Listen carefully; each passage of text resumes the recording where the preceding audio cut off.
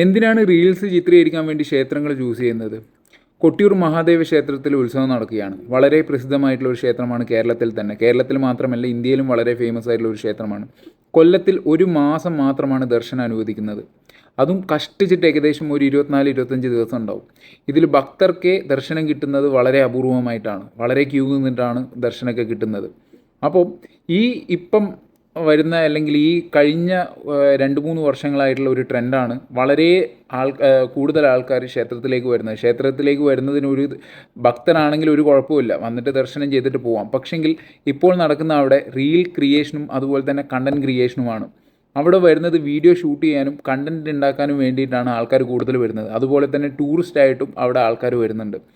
ഞാൻ പറയട്ടെ, ക്ഷേത്രം എന്ന് പറയുന്നത് ആരാധനാലയമാണ്. അവിടെ വരുന്നത് നമുക്ക് പ്രാർത്ഥിക്കാനും അതുപോലെ തന്നെ നമ്മുടെ ആചാരാനുഷ്ഠാനങ്ങൾ നിർവഹിക്കാനും വേണ്ടിയിട്ടാണ്. ഈ റീൽ ക്രിയേഷനും അതുപോലെ തന്നെ വീഡിയോ ക്രിയേഷനും ഒക്കെ ചെയ്യാൻ ആഗ്രഹിക്കുന്ന ആൾക്കാരുണ്ടെങ്കിൽ അവർ ചൂസ് ചെയ്യേണ്ട സ്ഥലം വേറെയാണ്.